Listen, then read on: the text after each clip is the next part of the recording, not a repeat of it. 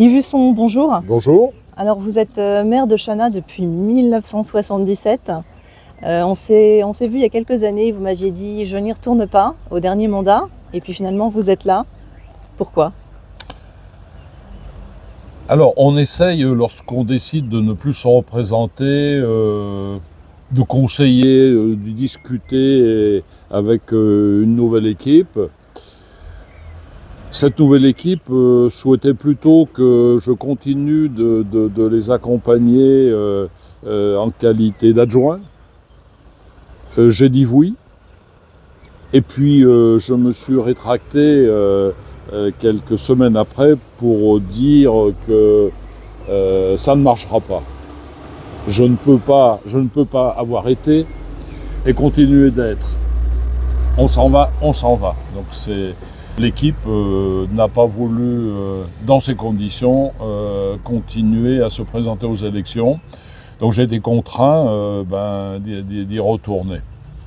Bon, finalement, contrainte, oui et non. Vous êtes un homme de passion, vous êtes maire de Chana, mais pas seulement. Vous êtes conseiller communautaire à Grand Lac. Vous êtes président aussi de l'association des maires ruraux de Savoie. Donc finalement, ça reste quand même un plaisir, entre guillemets, d'être ici. Je suis un personnage passionné par la vie publique, pour faire simple, et particulièrement au profit de mes habitants qui pour moi, en fait, m'ont fait ce que je suis aujourd'hui. Les élus, vous savez, il faut qu'on soit humble et dire que nos habitants ont contribué au poste où on est aujourd'hui. Et donc, je me dois d'abord de respecter ce contrat qui a été passé depuis de nombreuses années avec mes habitants.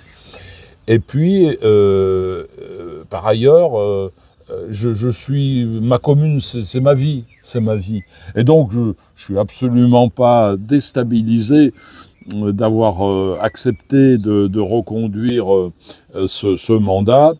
Ma vie est faite de passion. À partir de là, vous voyez, on a tout dit. Et puis, vous savez, dans les communes rurales où il est quand même difficile de faire évoluer celles-ci, et tout laisse à penser que tout a été fait pour qu'on les supprime, eh bien, il faut redoubler de volonté, en fait, pour dire, écoutez, mes habitants, écoutez, comptez sur moi, je ferai le maximum, en fait, pour honorer votre confiance. Alors aujourd'hui, c'est combien d'habitants à Chana? Alors 542 habitants. 542 habitants, c'est une petite commune. Qu'est-ce que c'est concrètement être maire d'une petite commune comme ça aujourd'hui, avec justement toutes les problématiques actuelles qui existent, avec notamment la perte des compétences? Alors, être maire aujourd'hui dans une commune rurale devient très difficile, puisque cette fameuse loi NOTRe de 2015, loi NOTRe passée par François Hollande, voilà, qui n'est pas la nôtre, pas la nôtre aux maires ruraux, et donc les ingrédients annoncés dans cette loi font que il faut absolument une montée en charge des intercommunalités. On les a créées, donc faut qu'elles servent à quelque chose, et à partir de là, eh bien, on a transféré, enfin, on a donné aujourd'hui encore la possibilité de transférer l'eau, l'assainissement, etc., aux intercos. Alors nous on dit, les maires ruraux, on dit, les intercos, il n'y a pas de souci là-dessus, il faut des intercos, sauf que les intercos doivent être des outils à destination des petites communes, pour leur dire, écoutez, vous ne savez pas faire telle ou telle compétence, si vous voulez, on veut bien vous aider, déposer des dossiers de demande de subvention. Sauf qu'aujourd'hui, les intercommunalités, à partir des compétences qui ont été prises et de fait transférées, on a perdu toutes les compétences principales, en fait, pour conduire un développement dans une commune: l'eau, l'assainissement, l'urbanisme, la communication touristique, et ce qui fait que les leviers aujourd'hui de développement et d'action des élus ruraux que nous sommes deviennent très difficiles.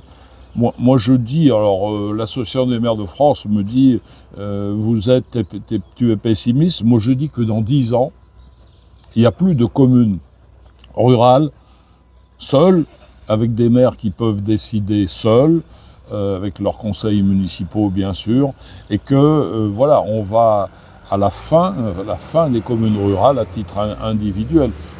On parle, il n'y a qu'à regarder, les communes rurales autour des métropoles ont été laminées. Enfin, elles n'existent plus. Quel intérêt d'avoir des élus qui ne servent à rien? Vous savez, petite anecdote, panne d'eau dans un hameau, etc. Donc l'habitant me téléphone, et puis il me dit, monsieur le maire, vous savez que j'ai une panne d'eau chez moi? Je dis non, je sais pas, je suis pas au courant. Et il me dit, mais comment vous n'êtes pas au courant? Il me dit, j'ai appelé la mairie.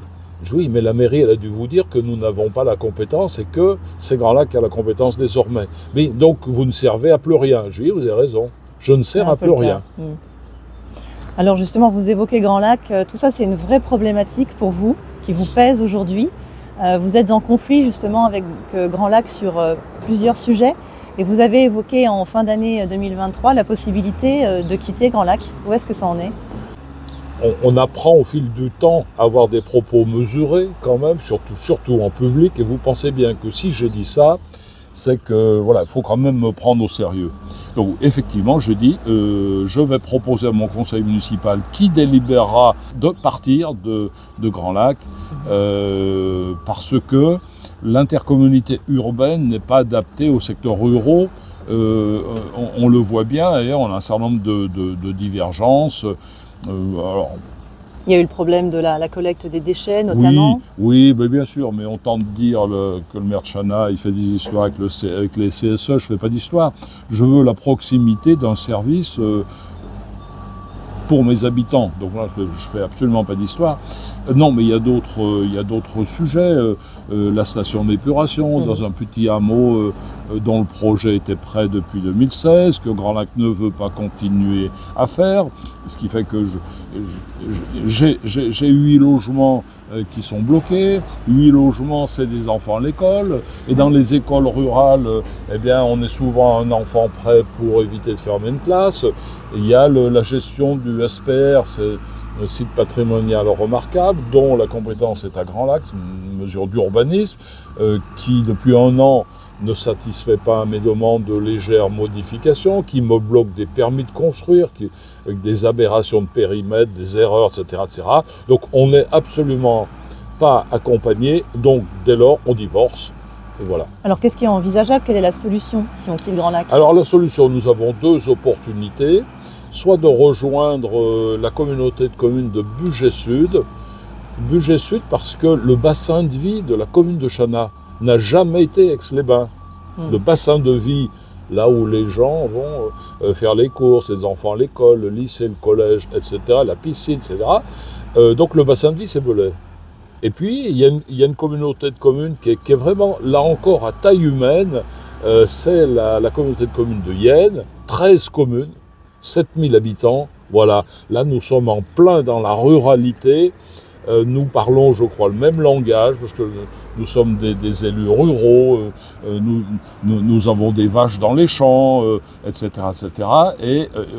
Et on a les mêmes problématiques, parce que la commune de Yenne, par exemple, n'est pas une communauté de communes qui est florissante en termes financiers.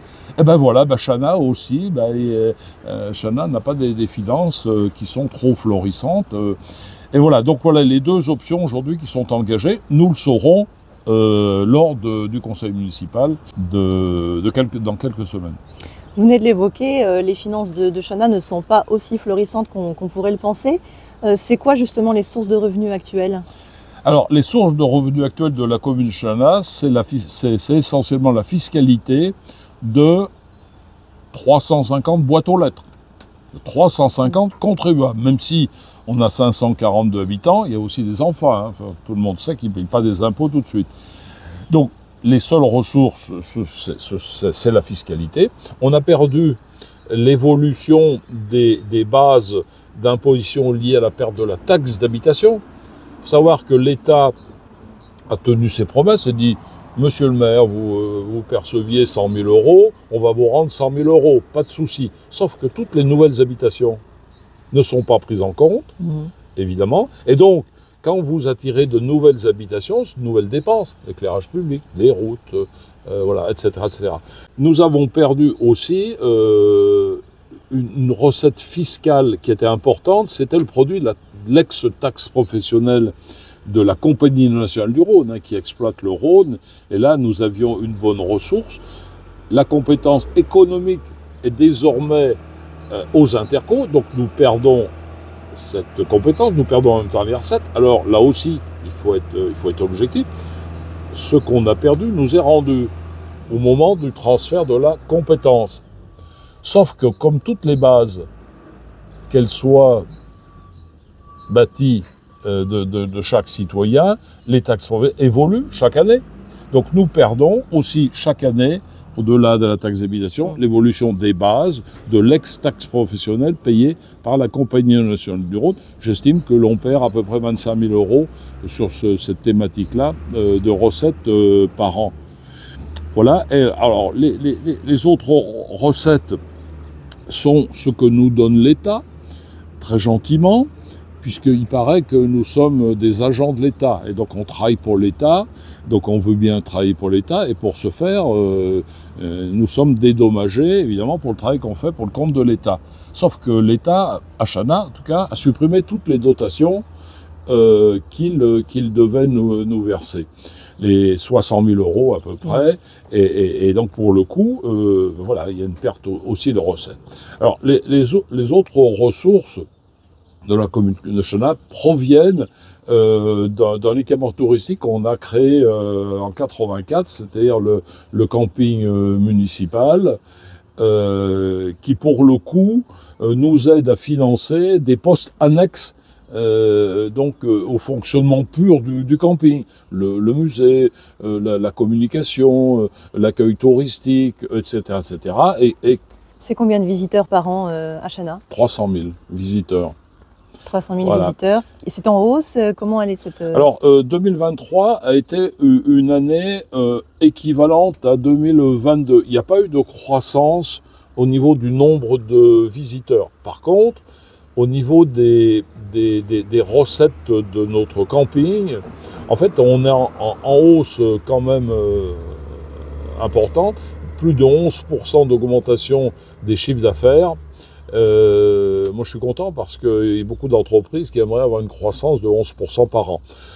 Donc, ce qui fait qu'il y a des possibilités de transfert de recettes, d'excédents entre les deux budgets. Ce qui fait que, voilà, on a quelques recettes issues du fonctionnement de ce camping. Et puis, on a été contraint, 7-8 ans, de créer des eurodateurs. Parce que fallait bien financer les parkings nouveaux, la télésurveillance, la propreté de Chenat. Des eurodateurs pour lesquels la commune est souvent critiquée. On entend souvent les gens se plaindre du prix excessif du stationnement ici. Alors, sur le prix excessif, je me permets de nuancer un peu vos propos.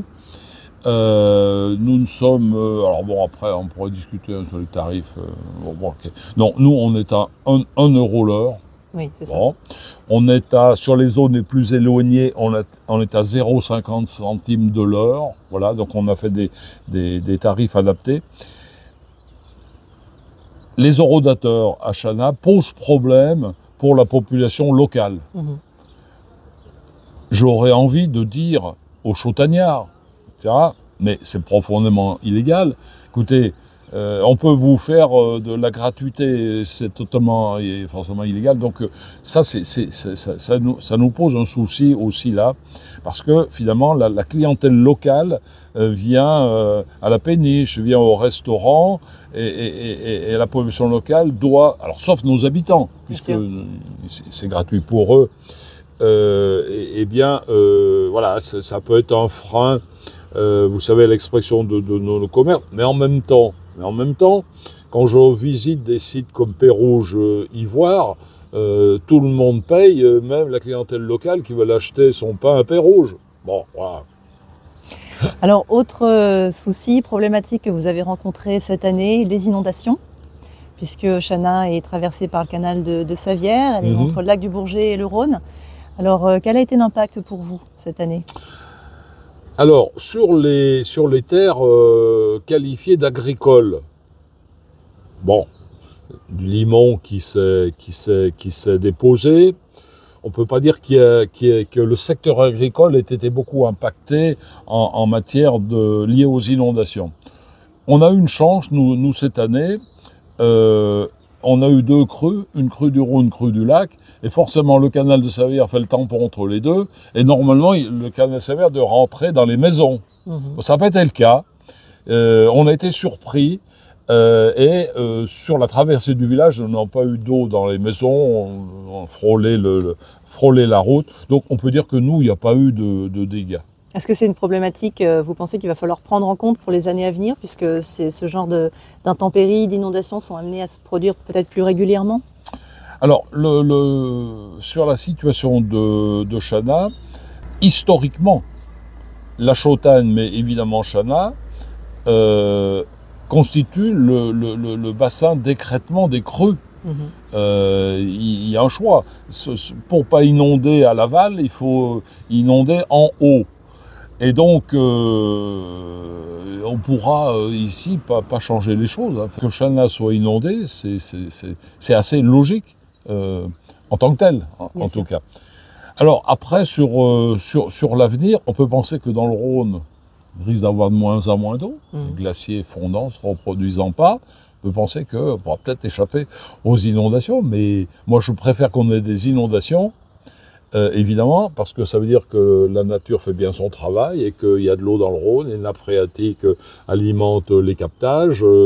Voilà, j'espère qu'on n'y viendra pas. Alors, par rapport aux compétences qu'il vous reste, aux moyens qu'il y a dans cette commune, quels sont les projets pour 2024? Alors, les projets qui ont été décidés par le Conseil, hein, parce qu'on n'a pas voté le budget 2024, donc je suis toujours assez prudent.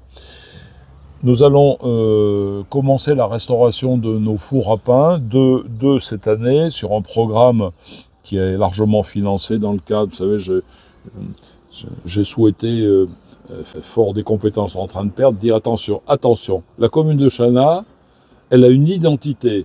Et je vais vous montrer qu'il y a une identité. Je vais bâtir un programme, préservation de l'identité patrimoniale de Chana. Comme ça, c'est affiché clairement. Et donc sur les projets, donc les 2 fours à pain, bon, c'est pas un équipement spectaculaire hein, quand même, mais bon, ça fait partie de l'histoire, hein, l'identité de Chana. Donc on vient d'acheter une maison qui s'appelle la maison des douanes, qui est à proximité de la mairie, qui date de 1840, avec l'EPFL de la Savoie, établissement public foncier local. Aujourd'hui, on l'a acheté pour que ce patrimoine ne soit pas détérioré. L'idée serait sans doute de faire du logement touristique, peut-être du logement aussi de haut de gamme, voilà, en plein dans le site.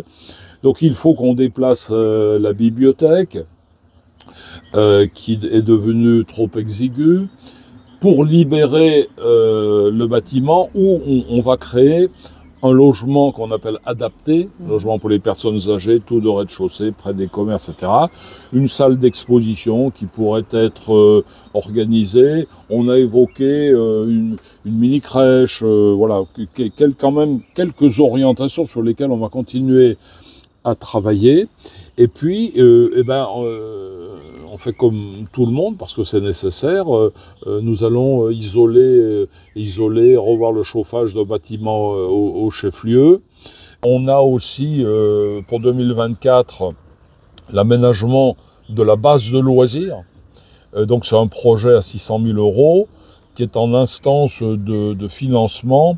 Voilà un peu ce qui est sur notre table d'action, pour le coup, et d'attente pour des projets qui sont déjà actés sur le principe, pour lesquels je suis à la recherche de financement. Et puis, bien sûr, les événements qu'on retrouve chaque année, plus culturels et festifs, notamment la parade vénitienne qui amène beaucoup de touristes aussi sur Chana. Voilà, alors nous, les animations, je vous ai dit dans notre entretien que j'avais été actif en matière associative par des grands événements qu'on a pu organiser. J'essaye au sein de cette commune de créer de nombre d'événements attractifs. Vous savez, je décide ce que les villes ont bien compris depuis longtemps. Il faut générer de l'événementiel pour générer de l'attractivité. Et donc, effectivement, quand même quelques éléments phares. Aujourd'hui, il y a encore la célèbre course de côte moto, voilà, qui a lieu, que moi j'ai créé il y a 50 ans. Il y a la parade vénitienne aussi, qui est un événement phare qui attire 5-6 000 visiteurs.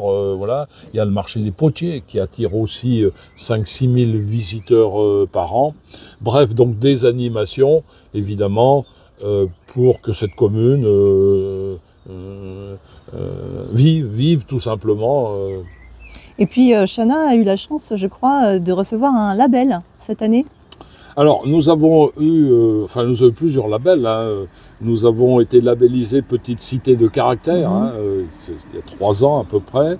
Nous venons de recevoir un label délivré par l'État, Village d'Avenir. Vous savez, Village d'Avenir, c'est un concept qui a été pensé au niveau de l'Association des maires ruraux de France, parce que l'État avait cru bon de développer les petites villes de demain, et nous, les ruraux, évidemment, on s'est montré très, très jaloux de ne parler que des villes, même s'il faut des villes, à l'évidence. Donc voilà, Chana a été labellisé par le préfet. Donc c'est un engagement fort de l'État, comme autant. Voilà, nous, les maires ruraux, vous savez, on critique tous les gouvernements parce qu'on est toujours mécontents.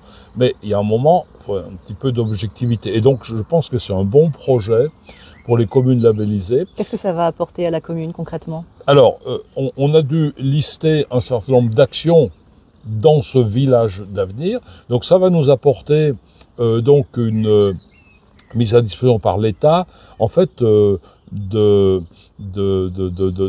matière grise en quelque sorte, pour nous aider à penser, à monter les dossiers, nous aider à aller chercher les subventions, parce que c'est un peu la galère. Moi, chez moi, les techniciens qu'il faut, mais dans les petites communes, c'est très très très difficile à aller chercher les subventions. Voilà, l'État nous met à disposition un technicien. Donc je l'ai déjà rencontré. Et puis, ce que le préfet dit de moins en moins, mais il a quand même dit, c'est que les villages d'avenir, à l'instar des petites villes de demain, si on veut être cohérent, il faut qu'il y ait une priorité financière de l'État.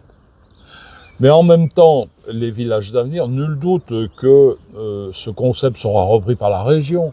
La région qui a une véritable stratégie en direction des secteurs ruraux qui en ont bien besoin. Yves Husson, votre mandat se termine dans 2 ans environ. Est-ce que c'est le dernier? Ah, c'est le dernier. Là, je pense qu'on ne reverra pas Yves Husson candidat aux élections. Tout simplement, je crois que j'ai donné ma part en matière de vie publique pour mes habitants.